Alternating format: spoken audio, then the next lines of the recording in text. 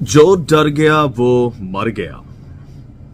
বিশ্ব রাজনীতিতে এখন ভয়ের সংস্কৃতি চালু হয়েছে। বিশেষ করে রাশিয়া ইউক্রেন যুদ্ধের পর থেকে শক্তিশালী রাষ্ট্রগুলো অপেক্ষাকৃত সীমান্তবর্তী দুর্বল রাষ্ট্রগুলোকে ভয় দেখাচ্ছে। আর গত জানুয়ারিতে ডোনাল্ড ট্রাম্প ক্ষমতায় আসার পর ভয়ের এই সংস্কৃতি আরো কয়েক গুণ বেড়ে গিয়েছে। চীন তার সীমান্তে থাকা তাইওয়ানকে ভয় দেখাচ্ছে, ভারত তার সীমান্তে থাকা বাংলাদেশকে ভয় দেখাচ্ছে।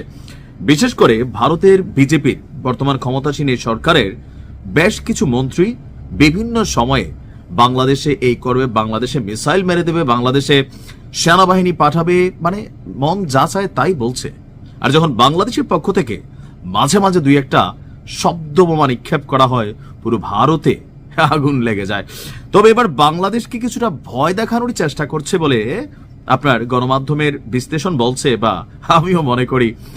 সাম্প্রতিক সময়ে ভারত বাংলাদেশের মধ্যে যে উত্তেজনাপূর্ণ সম্পর্ক এই মুহূর্তে, তো ঠিক এই মুহূর্তে এসে এই বঙ্গোপসাগরে আমাদের বাংলাদেশের যে সাগর, বা আমরা যে সাগরের সাথে বিভিন্ন দেশের সাথে কানেক্টেড আছি নৌ সীমান্তে বা জল সীমান্তে, সো সেই বঙ্গোপসাগরে মিসাইল ছুড়ে একটা পরীক্ষা করেছে ভারত, মানে বাংলাদেশকে ভয় দেখাতে চায়।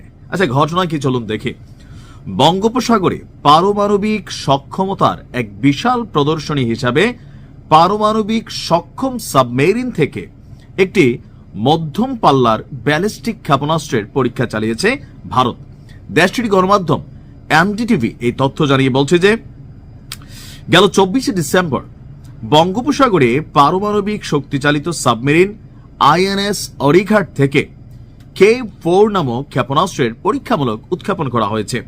এই পরীক্ষা চালানো হয়েছে বিশাখাপত্তনমের উপকূলে। ক্ষেপণাস্ত্রটি 3500 কিলোমিটার দূরের লক্ষ্যবস্তুতে আঘাত হানতে সক্ষম। তো বুঝলাম, প্রতিবেদনে বলা হয়েছে এই K4 সাবমেরিনটি লঞ্চড ব্যালিস্টিক মিসাইল গত বছরের 29শে আগস্ট ভারতীয় নৌবাহিনীতে অ্যাড করা হয়। এর মধ্য দিয়ে স্থল, আকাশ এবং সমুদ্রের তলদেশ থেকে পারমাণবিক ক্ষেপণাস্ত্র নিক্ষেপ করতে সক্ষম দেশগুলোর একটি ছোট গ্রুপের অংশ হয়ে ওঠে দেশটি। অর্থাৎ যাদের পারমাণবিক সাবমেরিন আছে, ভারতের এখন আছে, রাশিয়ার আছে, চীনের আছে, পাকিস্তানের সম্ভবত একটা আছে, আর আমেরিকা বা অন্যান্য দেশগুলোর তো আছেই। এখন এই পরীক্ষার পর ভারতের কলকাতার একজন বিজেপির পাগলা মন্ত্রী আছে শুভেন্দু, আর আরেকটা আছে পাগলা উপস্থাপক ময়ূখ রঞ্জন। তারা এই ক্ষেপণাস্ত্র উৎক্ষেপণের পর বলতে চাচ্ছে যে শত্রুদের অথবা ভারতের দিকে আঙুল তুলতে বা চোখ রাঙাতে যারা সাহস পাচ্ছে তাদের জন্য এইটা একটা নিদর্শন যে তাদের এই ক্ষেপণাস্ত্রের আওতায় শত্রু দেশের এ থেকে জেড প্রান্ত। কথা কিন্তু সত্য। আমি বরাবরই বলি, দেখেন, লড়াইটা ওই ফেসবুকে এসে আমরা ধরেন বিভিন্নভাবে সোশ্যাল মিডিয়াতে কন্টেন্ট বানিয়ে এই সকল লড়াইয়ে কোনো কিছু অর্জন করার সুযোগ নেই। ভারতের সাথে যুদ্ধ লাগলে আমরা 3 দিন সর্বোচ্চ টিকতে পারি যদি বহির কোনো দেশের সহযোগিতা না পাই, কারণ সামরিক দিক থেকে ভারত তাদেরকে অনন্য উচ্চতায় নিয়ে গেছে। আর আমরা কি করতেছি? বাংলাদেশ নিজস্ব কোনো ইকুইপমেন্ট নাই, বিদেশ থেকে ভালো মানের কোনো জিনিস কিনতে পারতেছি না, রাষ্ট্রের লুটপাট দুর্নীতি এমন একটা পর্যায়ে পৌঁছেছে যে আসলে যে জিনিসপত্রগুলো আছে এগুলো কতটুকু সচল সেইটাও মাঝে মাঝে সন্দেহ হয়। আমি আমার প্রত্যেকটি ভিডিওতে বলি, আজকের এই যুগে এসে আপনার কাছে মেশিনারিজ থাকতে হবে। ছোট্ট একটা উদাহরণ দেই, উত্তর কোরিয়া বিশ্ব শক্তিকে, পশ্চিমাদেরকে, আমেরিকাকে, জাপানকে, সাউথ কোরিয়াকে প্রতিনিয়ত এরা নাচায়, কিন্তু এদের দিকে কেউ আঙুল তোলার সাহস করে না। কেন? এই দেশটা সামরিক বা এই ক্ষেপণাস্ত্রের জগতে এতটা শক্তিশালী যে চাইলে খোদ মার্কিন যুক্তরাষ্ট্র পর্যন্ত তাদের পারমাণবিক বা যে ক্ষেপণাস্ত্রগুলো আঘাত আনতে সক্ষম, যার কারণে উত্তর কোরিয়াকে সবাই সমীহ করে। আজকে আমাদের পাশের দেশ মিয়ানমার যথেষ্ট উন্নত সামরিক শক্তিতে। এই ভূখণ্ডে আমার মনে হয় যে নেপাল, বাংলাদেশ, শ্রীলঙ্কা এই দেশগুলো অপেক্ষামূলক দুর্বল। তা আমি মনে করি যে ভারত এই যে চোখ রাঙাচ্ছে, কারণ তাদের কাছে মেশিনারিজ আছে, আমাদের কাছে কি আছে?